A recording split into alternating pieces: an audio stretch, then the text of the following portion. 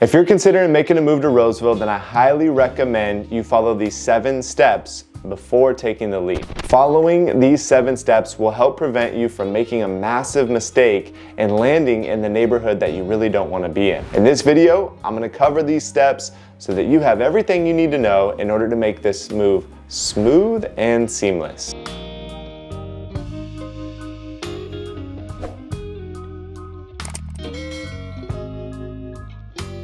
Hey, I'm Jeff Goolsby, lifelong Roseville resident, and this channel is all about Roseville. And today I'll be guiding you through the essential steps that you need to take when exploring this city and deciding if you want to make Roseville your home. Now this one may seem like common sense, but you'd be surprised how many people I meet that come into town for the weekend expecting to make an offer on a home and they've never visited the area before. One of the most important recommendations I can give you is visit before you commit. Make sure that you carve out some time in your calendar, set aside a weekend, at least 5 days if you can, and visit Roseville in person before you make the decision to move here. Now, when you come here, it's great to go check out properties. Sure, that's good, and that can be a part of your experience when you tour the area, but I highly recommend going and visiting a local restaurant, a coffee shop, stopping by the park, making a list of some of the things that are important to you in a community, and then seeking out those things within the city. One of the ways we help clients through that is by using our Roseville guide. You'll be able to download that guide, and I'll probably mention it several times throughout this video, but it really can be a great kickoff to deciding where exactly you want to go in Roseville. Now, to level up, and one of the things that our clients do, and I'll probably mention this again as well,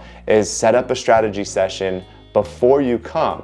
Talk to a professional that's very familiar with the community and can understand your wants and needs in a community and help guide you in the right direction. By the way, I hope to be that for you during this video, and if you want a deeper dive on exactly what your needs are, we can always schedule a separate call. Speaking of setting up a separate call, your first move, before you even come here, really should be about talking with a local expert. Now, it doesn't have to be an expert. You don't have to talk to the mayor. You don't have to talk to even me necessarily. But what you should do is talk to someone who's very familiar with the area. Now, you could, of course, get some references from people that have just moved in. Maybe they've been here for the last few years and they have some places that they really love. That's fantastic. But I highly recommend talking to someone that's been here for a while because, you know, the city's good size. There are plenty of things that you could do or experience, especially when it comes down to determining the home and the neighborhood that you're going to live in. Speaking with a professional real estate agent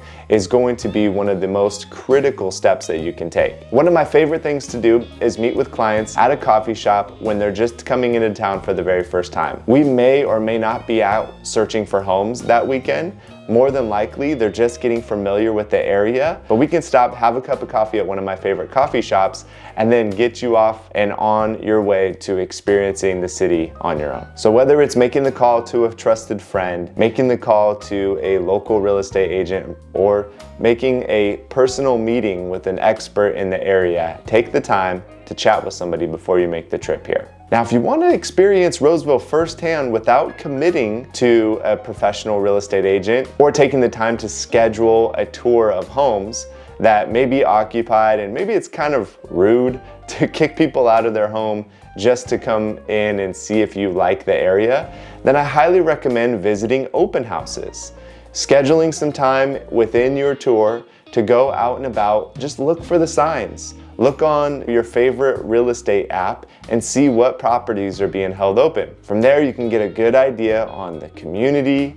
You can get in and see what some of the homes actually feel like inside. And more than likely, there will be a real estate agent within those open houses, and they probably know a decent amount about the community, or at very least the house. But you'll probably be able to get a few nuggets of information in terms of what are some of the things to look out for in the area, what are some of their favorite amenities, where do they like to go for lunch if you're hungry. Things like that can be helpful and give you some real-time feedback during your tour. Driving around and discovering the city is probably the funnest part of making the move. Let's get out of our head. Let's get off the screen. Let's hit the pavement and start actually touring the city. Now, one of my favorite things to do is set up a custom tour for people that are coming to the area. That usually involves stopping off at a coffee shop first, just to kick things off on the right tone. Then it involves driving to several different spots within the city, so that not only can you arrive to each destination, but along the way, you get to drive around and experience different parts of town. If you came into town, if you called me and said you have 2 days to spend here, and you don't mind just driving around and getting to know the area, I would set up a tour for you that includes probably 30 stops each day. But guess what? You can do that in a short amount of time, and you can do it comfortably. Sure, you're gonna be spending a couple days in the car, but let's face it, you need to cover as much ground as possible, and doing it physically while driving around through all the different neighborhoods and parts of the city is going to be so much more valuable than doing it through like Google Maps or Google Earth. Pro tip from someone who's helped dozens of clients navigate through this process: take notes. If you're spending 2, 3, 4, even 5 days here, and you might find that some of the information has started to blur together, by taking clear notes. My favorite thing to use is my notes app on my phone, or even better yet, as I'm touring around, use an iPad. From there, I can take pictures, I can do voice recordings, I can take videos, I can just write out regular notes and say what I liked about certain areas. That'll help me familiarize myself with the area for one, but then also two, help prevent all of this information from kind of jumbling together and preventing a generalized opinion of the city. There are different pockets of the area that each have their own unique characters and amenities and attributes. And I want you to be able to focus in on the best area for you. So take good notes of each of the different sections of the town that you visit. I mentioned it before, I'm gonna say it again. One of the best ways to get the most out of your visit is to download our guide. Now, we have one that we can provide for you. It's Getting to Know Roseville. Download the Roseville Guide. It's free for you, and it'll help give structure to your visit. It's packed with information like places to dine, places to visit, parks that you must see, neighborhoods that you must drive through, and it'll help just add some more value to your trip. Now, I'm not the only one that has something like this. The city of Roseville has plenty of resources that you can check out. Highly recommend you check out the Roseville Parks and Rec. By doing this, you'll be able to search like a pro and map out your visit. One thing to keep in mind, there's more than one Roseville. It's not uncommon to find in a Google search information about Roseville, Minnesota.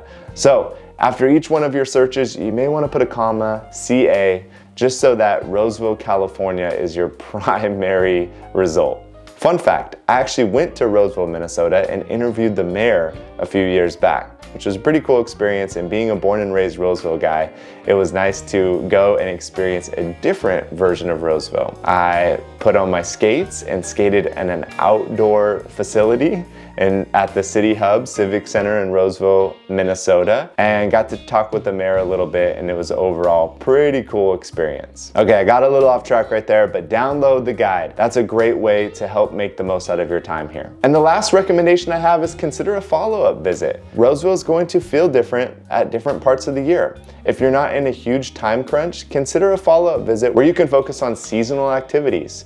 Maybe you visited during the summer and you happen to come on one of those crazy 110 days. Those don't happen all that often, and it does cool down at night, and you might want to come back during a different time of year where the weather is a little bit more mild. Maybe you want to come back and experience the holidays. See what Christmas is like, because that's a special time of year for you.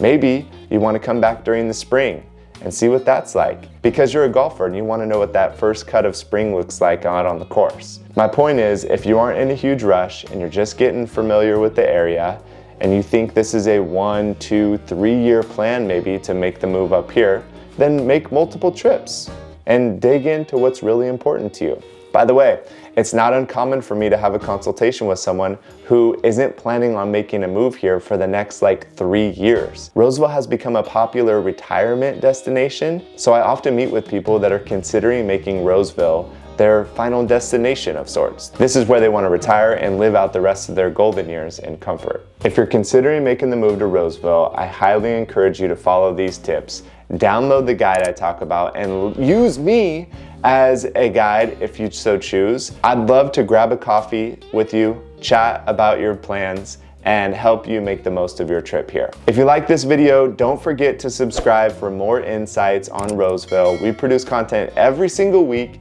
and post about what it's like to live in the area.